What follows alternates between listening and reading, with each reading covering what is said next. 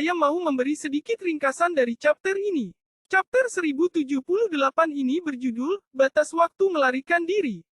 Di cover, Judge dan Caesar tampak bergandengan tangan sementara tentara Germa merayakan aliansi dan Reiju, Ichiji, di latar belakang.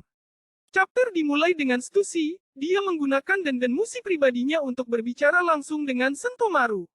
Stussy memberitahunya bahwa Kizaru akan datang ke Pulau Eget. Rencananya adalah datangnya pasukan marinir sebagai cadangan, karena pemerintah dunia mengambil tindakan pencegahan ekstrim karena itu sebabnya pemerintah dunia memobilisasi pasukan melampaui booster call biasa.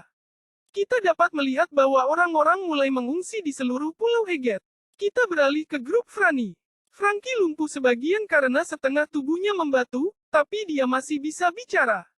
Pythagoras bertanya pada Es Snake sambil menangis siapa yang memberinya perintah. Es Snake tidak menjawabnya, lalu dia menginjak Pythagoras dan menyebabkan ledakan besar. Dipotong ke grup Robin. Robin menganalisis bahwa saat semua orang sibuk melawan Seraphim, mungkin sesuatu bisa terjadi pada Stella. Atlas mengatakan ada satu lab terbengkalai yang telah lama ditutup. Robin meminta Atlas untuk membimbingnya dan Chopper ke sana. Beralih ke grup Sanji. Nami memegang Edison di tangannya. Brook dalam bentuk hantu, berkata dia akan pergi mencari Vegapunk Sanji vs. S. Hiu berlanjut. Sanji berdiri di depan S. Shark dan membiarkan S. Shark meninju dia, tapi Sanji menerima 0 kerusakan dari pukulan S. Shark. Beralih ke grup Luffy. Seraphim tidak membiarkan apinya padam sehingga Luffy dan yang lainnya masih tidak bisa menyentuh mereka.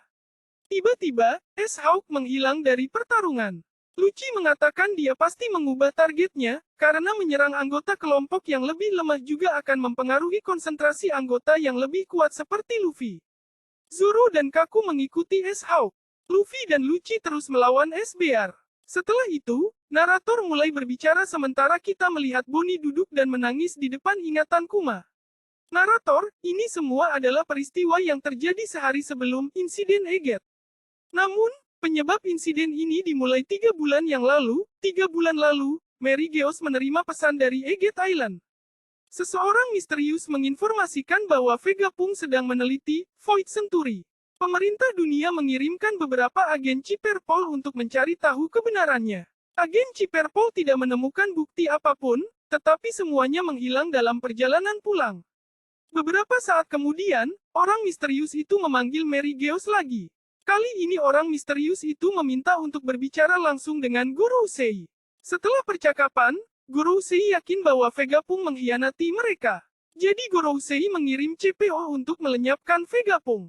Tapi sebagai tindakan cadangan jika Vegapunk membalas, salah satu anggota Guru Sei memutuskan untuk pergi ke sana sendiri bersama dengan pasukan Kizaru dan marinir dari semua pangkalan marinir. Kekuatan menuju Pulau Eget sekarang sudah dalam skala yang sama dengan perang. Stella kaget, apakah kamu tidak melihat mereka ketika kita pergi ke Mary Geoz? Mengapa kamu ingin menjadi Tenryubito? Saat narator berbicara, kita dapat melihat footage Gorosei, Kizaru, wakil Laksamana Dole dan beberapa marinir baru lainnya mirip dengan footage marinir yang tiba di Marineford sebelum Impel Down. Narator, kesimpulan dari Eget Incident di hari berikutnya akan mengejutkan dunia dengan cara yang tidak pernah dibayangkan oleh siapapun. Di sini kita menemukan siapa pengkhianat di halaman ganda terakhir dari chapter ini. Pengkhianatnya adalah Yor. Dia muncul di depan Stella.